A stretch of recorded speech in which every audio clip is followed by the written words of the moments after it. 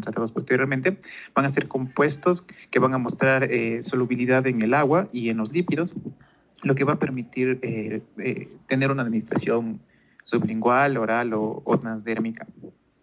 Bueno, el inicio y la duración de su efecto van a ser variables. En el caso del nitrito de amilo, va a iniciar su efecto con mayor rapidez y tiene un efecto de menor duración, mientras que los compuestos de isorbida van a tardar más tiempo en iniciar sus efectos, pero tienen un tiempo de duración mayor.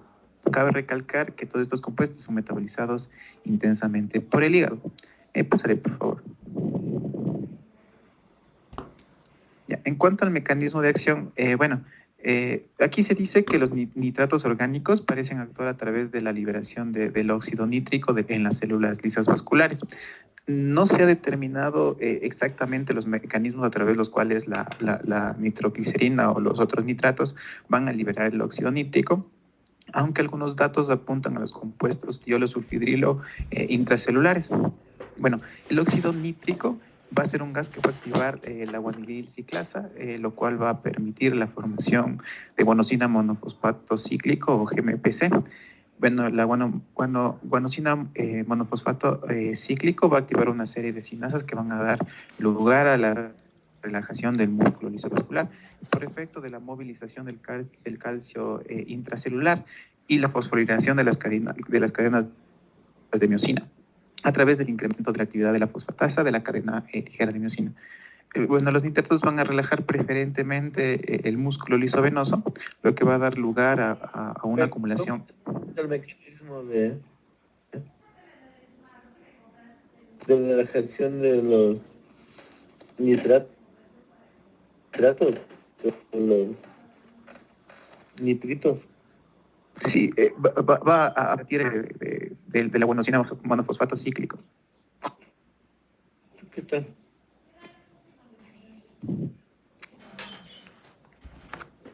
¿Me escucha? A ver, ¿cómo dicen que... ¿Cómo es el mecanismo del... Va a activar la guanilil ciclasa, lo que va a permitir la formación del GMP cíclico, lo que va a activar una serie de sinasas que van a dar lugar a la relajación del músculo liso. A ver, esto ya hablamos con ustedes. ¿Quién se acuerda? Sí, es que al activar la fosfatasa, que es distinto a o sea, va a hidrolizar que la unión del fosfato a las cadenas de miosina. En cambio, si dijera las fosforilasas, ahí más bien contrajeran el músculo. Pero como dice fosfatasa, entonces hidrolizan para que inhiba que se une el fósforo a las cadenas y así pueda contraerse.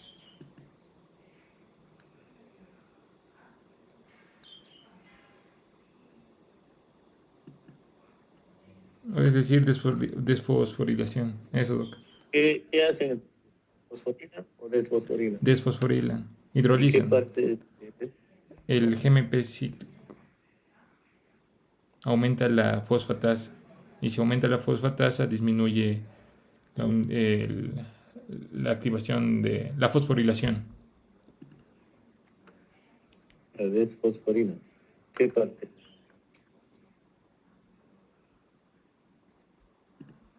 En la miosina, para que...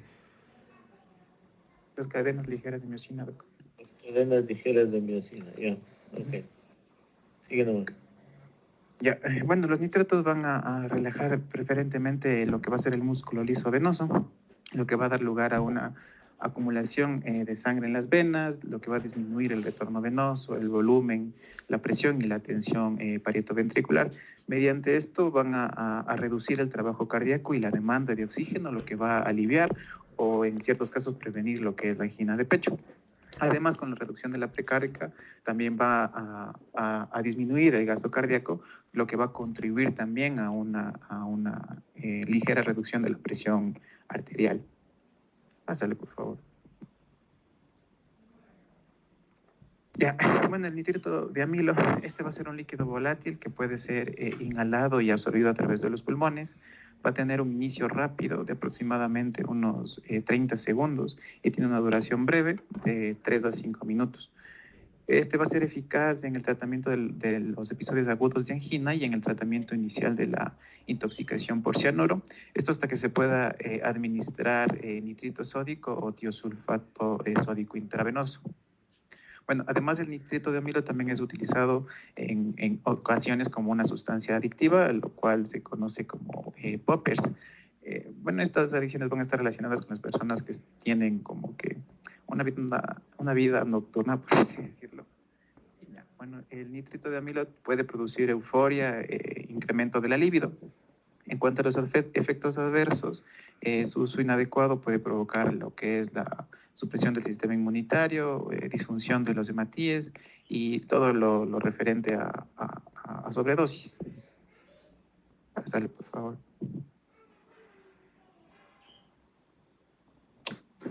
Ya.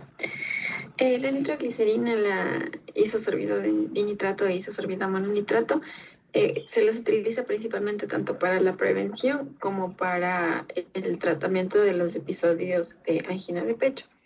La ventaja que tiene la nitroglicerina es que tiene varias formas farmacéuticas y debido a su elevada solubilidad en agua y en los lípidos permite una rápida disolución y absorción tras una administración sublingual y esta permite o es buena en los episodios agudos de angina.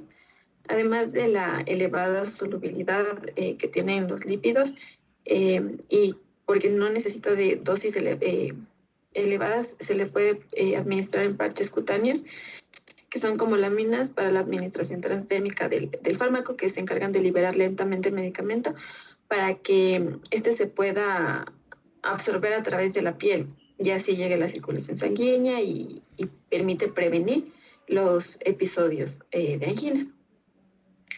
En la forma de pomada se las utiliza en la piel para que ésta se absorba en varias horas y generalmente se utiliza para personas que estén hospitalizadas, ya sea con angina o con infarto de miocardio.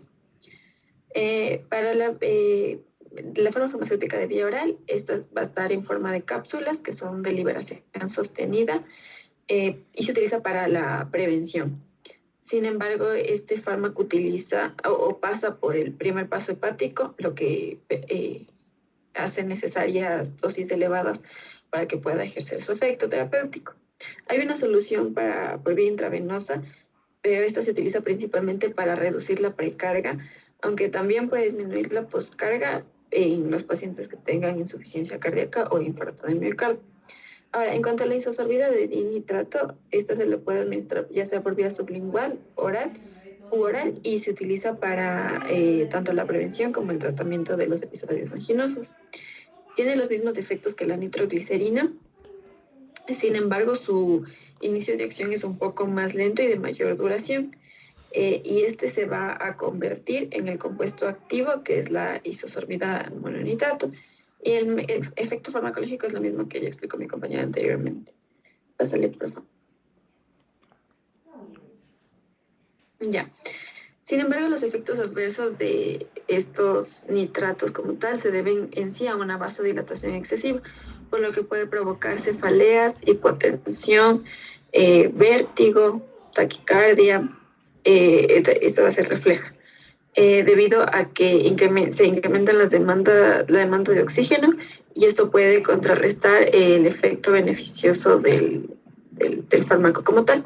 Sí, es por esto que para prevenir la taquicardia refleja se puede utilizar un beta-bloqueante que impedirá este efecto adverso. Pásale, por favor. Ya. En cuanto a la tolerancia de los nitratos, tolerancia como tal es la actividad reducida o la necesidad de aumentar la dosis para conseguir el mismo efecto terapéutico. Encontramos que existe tolerancia tanto para la vía intravenosa, transdérmica oral, que puede ser parcial o completa. Es decir, de manera que puede afectar a algunas, pero no a todas las acciones de las drogas, y que además tampoco ocurre en todos los pacientes, de manera que Algunos pueden seguir obteniendo alivio de los síntomas a pesar de que tengan una terapia continua con los nitratos. Es así que no existen como cifras precisas sobre la incidencia de tolerancia con el uso de los nitratos. Generalmente se desarrolla rápidamente durante una administración continua, especialmente con los preparados farmacéuticos y los esquemas que hacen que las concentraciones plasmáticas estén elevadas. Hay varios estudios que demuestran esta tolerancia, pero generalmente se dice que es debido a la formación de los radicales libres de oxígeno durante la liberación del óxido nítrico, que como dijo mi compañero era el primer paso de los nitritos, por efecto de la aldehído deshidrogenasa que se encuentra en la mitocondria, que reducen la formación de óxido nítrico y por ende la vasodilatación, que es lo que se busca conseguir. Pásale, por favor. Ya, entonces hay como 4 hipótesis. La primera es la de lesión de los grupos sulfidrilo, que hace referencia a que los nitratos, para que sean activos, se requiere que tanto la célula del músculo liso vascular como a nivel extravascular tenga una transformación que los convierta a óxido nítrico y esto requiere de la participación del grupo sulfidrilo. Entonces, las sustancias derivadas de los nitratos tienen la capacidad de, como dijo mi compañero, de estimular a la guanilato ciclasa y aumentar el GMP cíclico y disminuir el calcio. Entonces, no van a actuar las proteínas contráctiles y esto produce la vasodilatación. Es así que la exposición continua a estos nitratos puede causar una depresión de los grupos sulfidrilo y obviamente esto va a disminuir este efecto de vasodilatación. Hay la activación de los mecanismos neurohormonales, que son básicamente mecanismos compensadores con acciones vasoconstrictoras. Es como el efecto adverso que ya mencioné antes de la taquicardia. Otro es el aumento del volumen intravascular, que se refiere al desplazamiento de líquido desde el espacio extravascular hacia el intravascular con el aumento del mismo. Y por último, el aumento de la producción de superóxido a nivel vascular, que establece que la nitroglicerina activa a una oxidasa de membrana de la célula vascular, lo que va a permitir un aumento del anión superóxido, que es responsable del fenómeno de la tolerancia. Sin embargo, es probable que esta tolerancia sea un proceso multifactorial en el que intervengan muchos mecanismos mencionados anteriormente.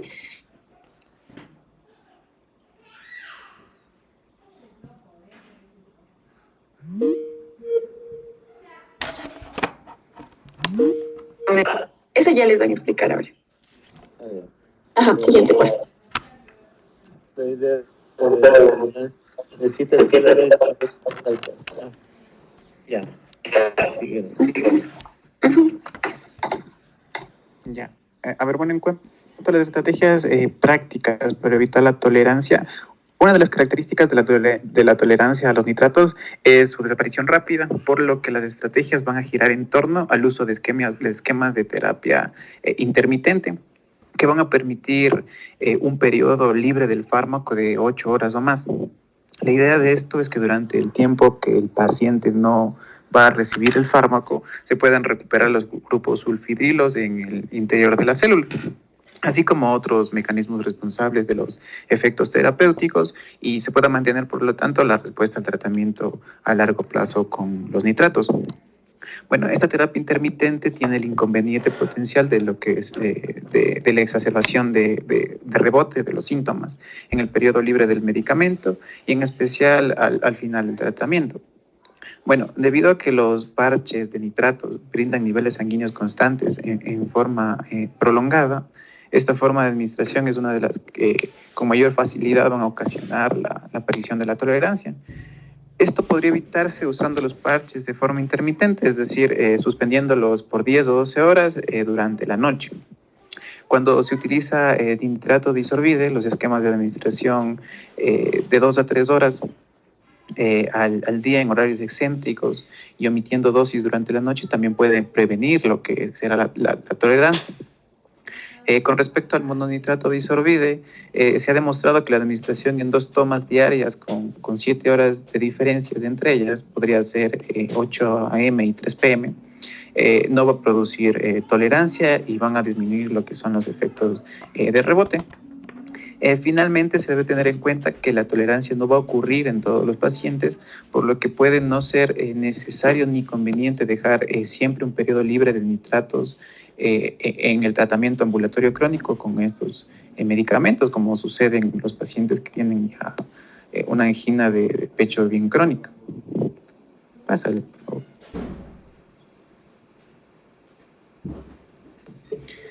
Bueno, dentro de los vasodilatadores también tenemos el grupo de los antagonistas de calcio. Este es un grupo que ya lo hemos visto en otros temas, así que aquí solo se hablará brevemente. Como sabemos, en su farmacocinética, estos son de buena absorción oral y tienen un gran metabolismo de primer paso. Se habla de que por lo general tienen semividas breves, por lo que se va a necesitar más de una dosis por día. Pero tenemos también fármacos que tienen semividas mayores y entre estos están el amlodipino y el felodipino, que van a necesitar entre 1 o 2 veces al día las dosis. Aquí en este cuadro podemos ver, solo les he puesto para que se vea la diferencia o las características de la farmacocinética de los antagonistas de calcio. El diltiazepam y el verapamil. Sí, doc, por eso le iba a pasar rapidito, solo les estaba dando esto. En cuanto al mecanismo del calcio, sabemos que el calcio es de los metabolitos principales para la contracción, así que el bloquear los canales, en este caso los tipo L y los tipo T, van a ocasionar lo que es la reducción de frecuencia cardíaca, inotropismo negativo, vasodilatación, que es lo que se busca. Y aquí vemos, o les muestro este gráfico en el que se ven los efectos en cada función fisiológica. Por ejemplo, todos los antagonistas de calcio van a tener un efecto en lo que es el flujo sanguíneo, pero no todos van a tener un efecto en lo que es la frecuencia y la contractibilidad cardíaca, ni tampoco en la velocidad de conducción de los nódulos, porque estos también van a actuar, o estos canales de calcio también van a estar presentes en el nódulo sinoauricular, de modo que se controla y se maneja la frecuencia cardíaca. Este también es un objetivo para el tratamiento de la angina, para disminuir la presión y esto se suma a la vasodilatación.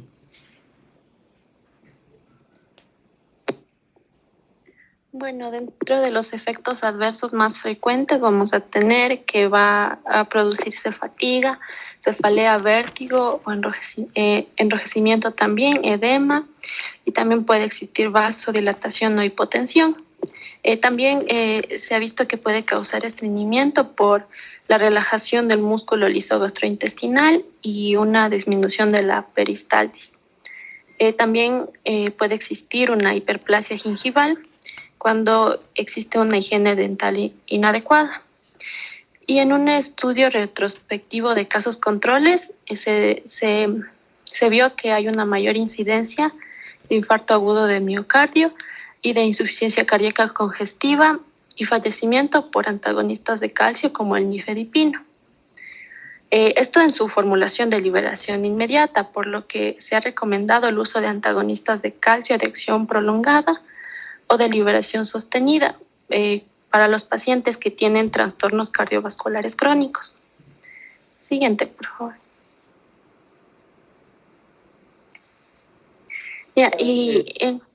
¿Dijiste la nifedipina? Nifedipina.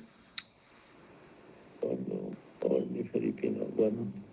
Pero, ¿cuál no es buena idea utilizar fármacos de pacientes que tengan falla cardíaca? ¿Cuál no usaría?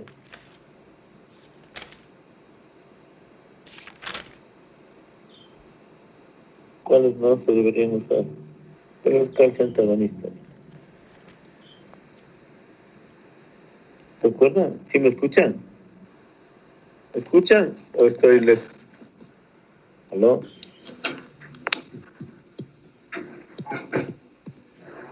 ¿Sí me están escuchando? Sí. O sea, de lo que recordaba que para... Se le escucha muy lejos, ¿no? ¿Cómo?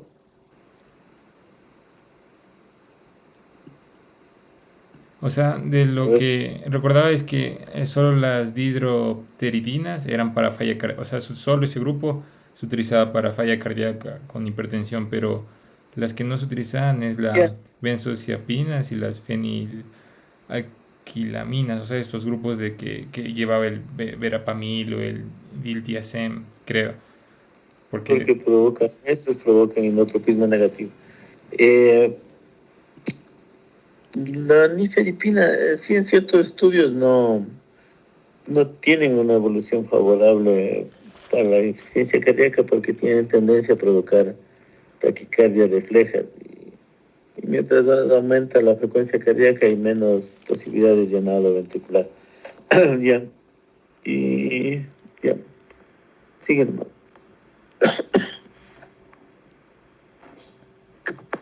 Ya.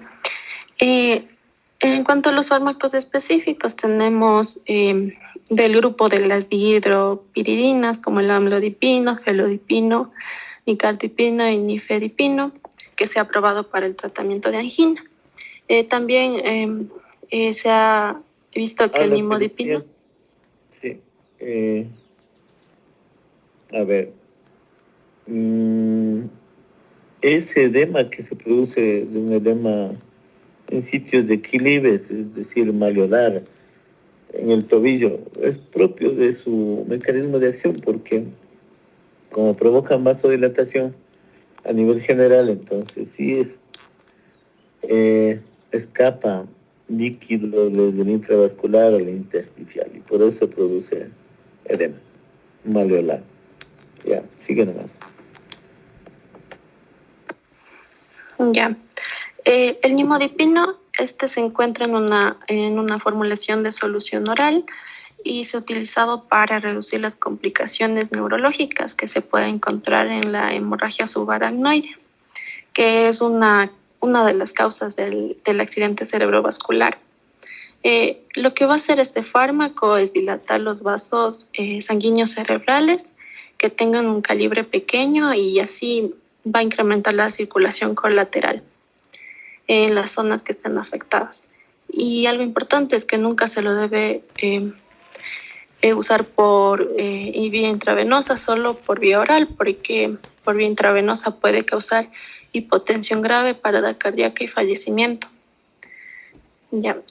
Y también tenemos el fundamento es sí provocar vasodilatación, pero unas complicaciones de sangre en el espacio subaracnoideo es que te puede provocar espasmo. Entonces, además de sangrado, te puede dar vasoespasmo. Y eso te puede ocasionar lesiones isquémicas cerebrales. Entonces, el nimodipino es justo para eso, para evitar que suceda vasoespasmo. Ya. Síguenos. Ya. El diltiazem y el verapamilo, en cambio, estos son un tratamiento eficaz para la angina variante. Esto se les debe usar con prudencia también en los pacientes con insuficiencia cardíaca. Esto especialmente en el verapamilo porque pueden suprimir la contractilidad cardíaca. Siguiente.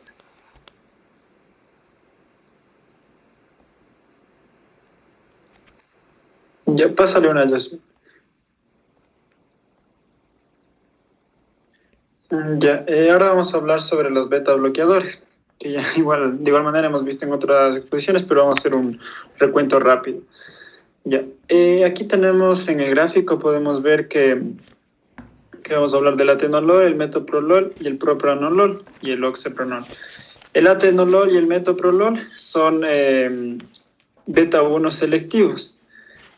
Por tanto, van a actuar solo en la célula muscular cardíaca. Como recordarán, la célula, los receptores beta 1 prácticamente son los encargados de la frecuencia cardíaca y de la contractilidad del corazón. Por tanto, cuando se bloquea estos receptores, va a disminuir la frecuencia cardíaca y la fuerza de contracción del corazón.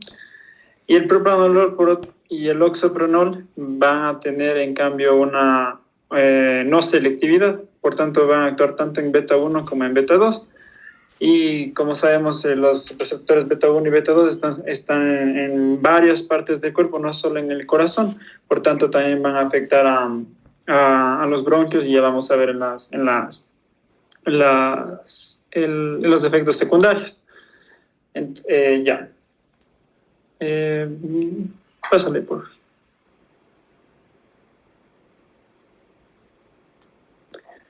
Ya. ¿Cuáles son los usos clínicos de estos fármacos?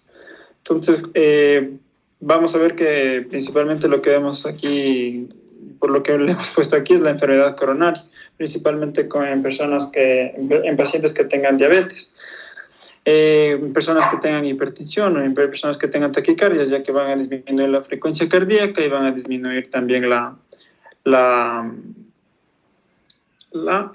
resistencia vascular periférica y también la fuerza de contracción del corazón. Ya. Puede ser también de tratamiento para angina de pecho e infarto agudo de miocardio. También para glaucoma de grado angular, al reducir la producción del humor acuoso, en el caso de betaxolol, que bueno, en este caso no viene al caso mencionarlo. Y en ensayos clínicos se ha visto que la supervivencia del uso de succinato de metoprolol en pacientes con insuficiencia cardíaca leve a moderada después del infarto de miocardio. Se ha visto una supervivencia mejor. Pásale, por favor. ¿Cuáles son los efectos adversos?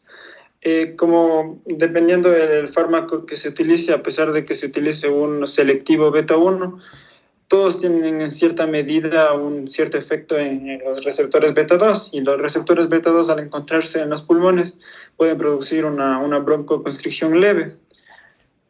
Por lo tanto, hay que evitar su uso en asmáticos. Puede dar también bradicardia por el caso de que inhibe el beta 1, o hipotensión, ya que disminuye la fuerza de contracción del corazón. Y puede dar de igual manera impotencia. Pásale, por favor. Ya. Ahora el propranolol y el nadolol, que era prácticamente estos de aquí, que son los no selectivos. Entonces estos van a dar un beneficio similar al atenolol, pero van a tener mayores efectos secundarios. Y aún más habría que evitarlo en pacientes asmáticos. De igual manera, como bueno, aquí ya otra vez mencionamos, el beta 1 va a disminuir la frecuencia cardíaca y la contractilidad, por tanto el gasto cardíaco y la presión arterial media. La pequeña medida de vasoconstricción periférica reflejo puede, una vez que nosotros utilizamos este tipo de medicamentos, puede haber una vasoconstricción periférica refleja. ¿Qué significa esto? Que si recuerdan los vasoreceptores, que al momento de que haya una hipotensión, prácticamente estos vasoreceptores estimulan al sistema nervioso simpático para que se produzca una vasoconstricción refleja, y así no disminuir tanto la presión arterial. Sin embargo, a pesar de ser un pequeño reflejo, esto no... De igual manera va a haber una disminución de la presión arterial a pesar de que haya este reflejo. Y de igual manera, como les mencioné, como no es selectivo, entonces va a tener una mayor incidencia sobre los receptores beta 2, por lo cual va a producir una broncoconstricción. Pásale, por favor. Los usos clínicos de estos se prefieren los otros, dado los efectos adversos, pero de igual manera se pueden utilizar en trastornos cardiovasculares como hipertensión y angina de pecho. Puede ser utilizada para la taquicardia en casos de hipertiroidismo, o en migrañas crónicas cuando la causa es la vasodilatación cerebral, como vimos en la exposición de migrañas. Y puede de igual manera ser para un tratamiento como para una hipertensión portal, o para un temblor esencial y manejo de un trastorno de pánico.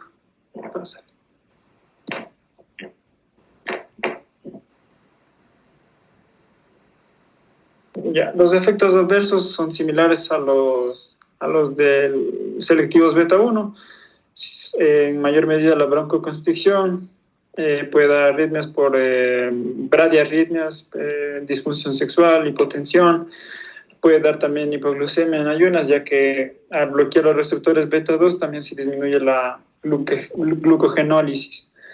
La glucogenólisis, la lisis de glucógeno, por tanto va a haber disminución de la producción de glucosa en ayunas.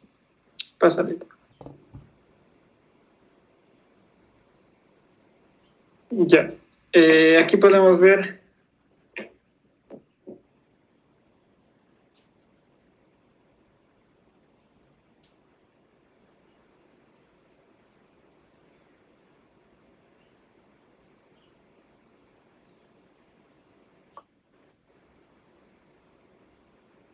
No se te escucha. ¿Aló?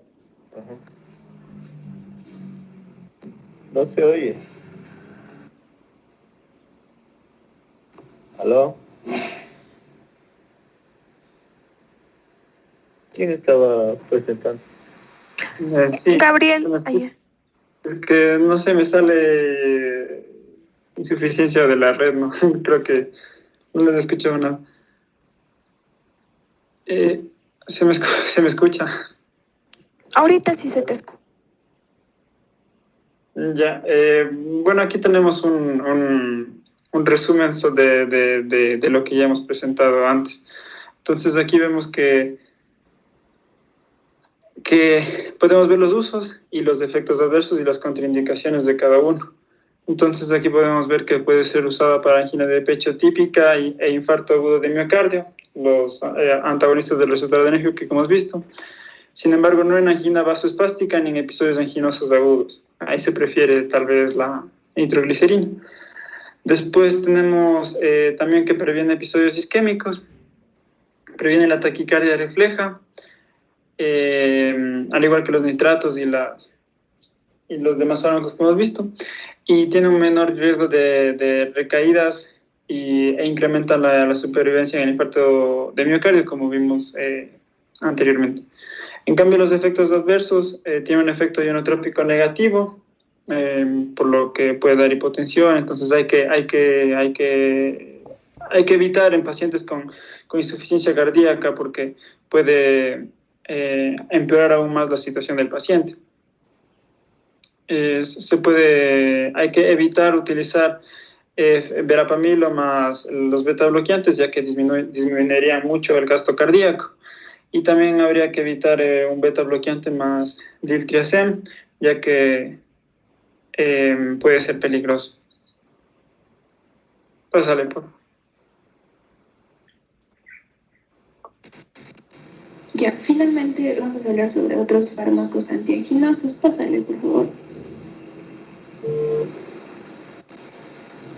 Ya, la ivabradina es un medicamento bastante novedoso que se va a encargar de reducir la frecuencia cardíaca y ha sido ya aprobado para el tratamiento de angina de pecho crónica e insuficiencia cardíaca.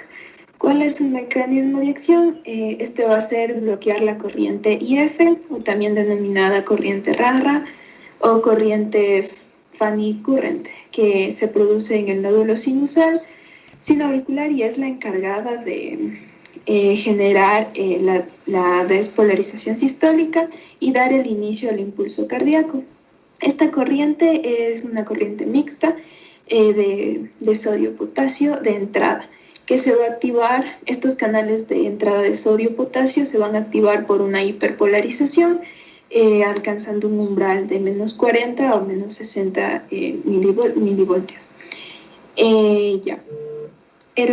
Como mencioné, las indicaciones van a ser angina crónica e insuficiencia cardíaca.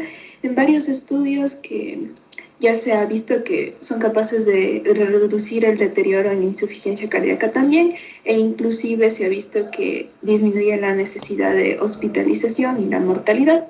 Entre sus efectos adversos están la cefalea, alteraciones visuales, bradicardia, fibrilación auricular y bloqueo auriculoventricular.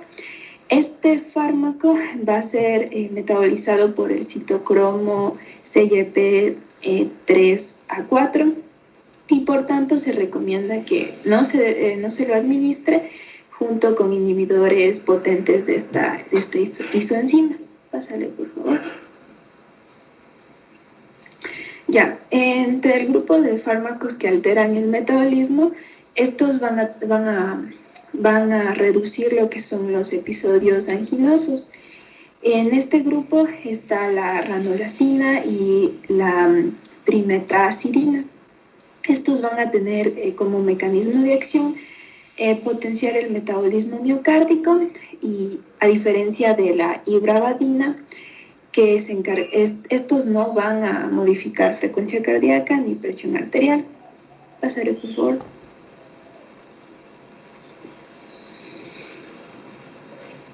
Ya. La ranolazina se la considera como tratamiento de primera línea para angina de pecho estable, crónica. Es también útil en pacientes que presentan una frecuencia cardíaca que sea mayor a 70 latidos por minuto o que presentan una presión arterial baja. El mecanismo de acción de el principal de este fármaco, es que va a ser el bloqueo de la prolongación excesiva de la corriente tardía de entrada de sodio en las células miocárdicas. Esto va a provocar que disminuya la tensión parietal diastólica, también se va a mejorar la perfusión subendocárdica diastólica y también se va, por tanto, a disminuir el consumo de oxígeno. Esta ranolazina va a presentarse en formulación de liberación sostenida debido a que tiene una breve semivida. Pásale, por favor.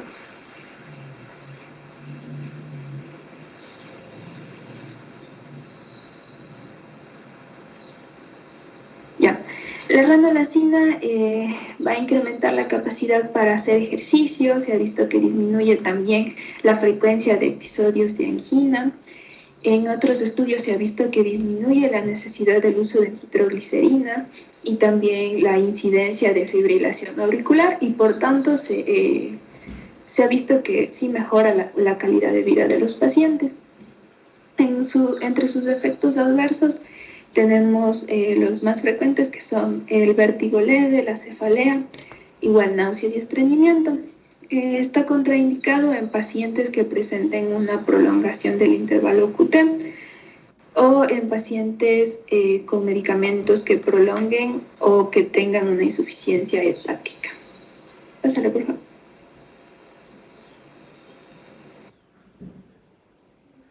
Ya. Otro fármaco es la trimetazidina.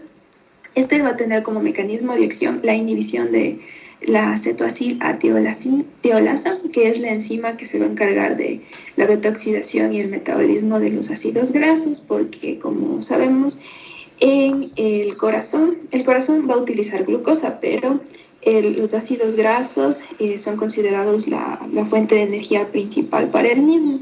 Entonces, si bloqueamos esta fuente de energía principal, que son los ácidos grasos, el corazón se va a ver en la necesidad de utilizar glucosa. Y esto va a favorecer induciendo el incremento de la glucosa y por tanto reduciendo el consumo de oxígeno en alrededor del 20%. Va a reducir, entre sus efectos tenemos que reduce lo que es el número de episodios de angina. Se ha visto que incrementa la duración del ejercicio en pacientes que lo utilizan e incrementa la fracción de eyección en pacientes que presenten una disfunción ventricular. Pásale, por favor.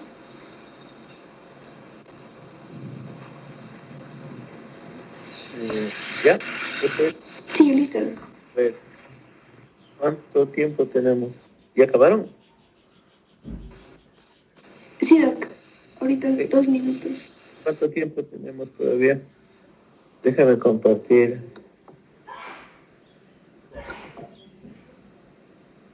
A ver, ¿qué están viendo ahí? ¿Qué ven? Su escritorio. Su pantalla, doc. Mira. A ver, esperen. ¿Cuánto tiempo disponemos, Génesis? ¿Aló? ¿Aló?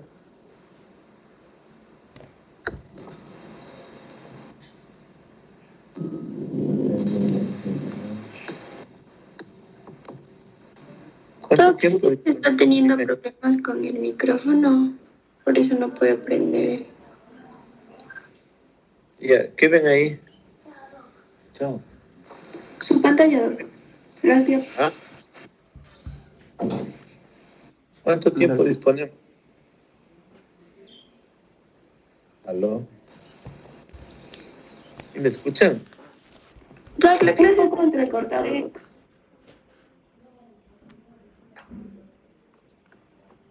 Espérate, es que...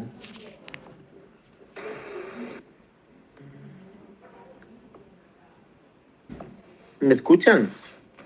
Sí, Doc. Ya, ¿y qué ven ahí? ¿Qué están viendo? Su Teams. Disculpe, Sí. Doc, pero N creo que No, está no, teniendo me problemas refiero con el micrófono. La puerta, Y la puerta. creo que la clase de hoy... Doc, ¿me escucha? ¿Ya me escucha? Ahí sí. ¿Ya me escuchan? Sí, Doc, disculpe, lo que pasa es que no sé qué le pasó a mi internet. Doc, lo que pasa es que la clase de hoy, como es miércoles, es solamente de 2 a 3. Ya.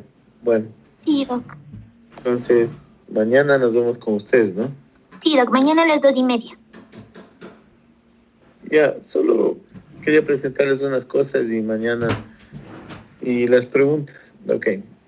No tomará más de 10 minutos. Mañana, ¿qué otro tema tenemos que ver? Para mañana ya tenemos falla cardíaca y digitálicos, Doc. Ya, entonces lo que hay que poner énfasis es en la fisiología y la fisiopatología de la insuficiencia cardíaca y mecanismo de acción Listo, Doc. y los trópicos digitálicos. ¿Sí? Sí, Doc. Doc, y también es el caso que nos proyectó el día de ayer, ¿no es cierto?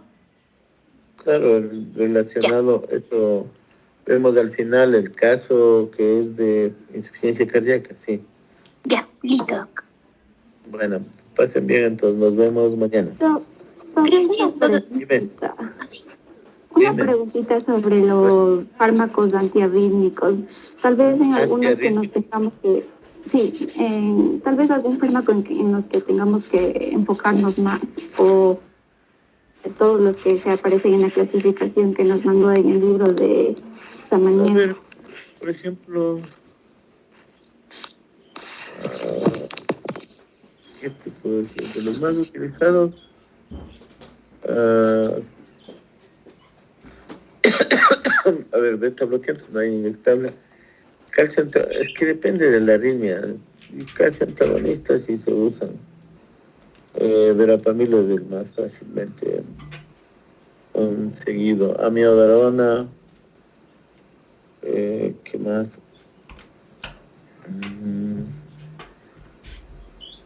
Amiodarona es lo que más utilizamos porque es lo que es más fácil conseguir.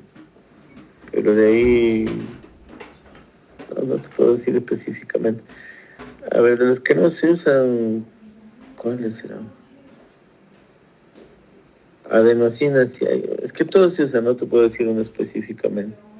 Hay los bloqueadores de los canales de sodio. Casi no se utilizan esos. ¿Qué quieres decir? O la propafenona, la procainamida no son útiles porque no son prácticos. ¿Ya? Es lo que... A ver, quiero que enfaticen es... los pacientes que llegan a una sala de emergencia con una taquicardia que puede ser estable o inestable, y tienen que saber identificar los ritmos más comunes. Y hemos de ver esto. Y por lo tanto no vamos a ver como tratamientos a largo plazo, por ejemplo, de uso de propafenona, de los bloqueadores de los canales de sodio. No. Ya hemos de ver el mecanismo de acción de un representante de cada grupo, ¿sí? Ya. Entonces un representante de cada grupo, porque ahí nos aparecía la clasificación y, por ejemplo, en el grupo 1 y nos decía... Es lo que les decía, tienen que ver un representante del grupo 1A, del 1B. Mexiletina, por ejemplo, no se utiliza. Lo que les sirva para, como médicos generales, que estén en un hospital o en el consultorio, alguien llega, eventualmente le hacen un electro y tiene tal cosa, y podrían tratarle de emergencia antes de derivarlo. ¿Ya? Ya, Doc, gracias. Bueno, nos vemos mañana entonces, ¿ok? Chao, chao. Listo, Doc. Muchas gracias. Hasta mañana. Hasta mañana, doctor. Mañana.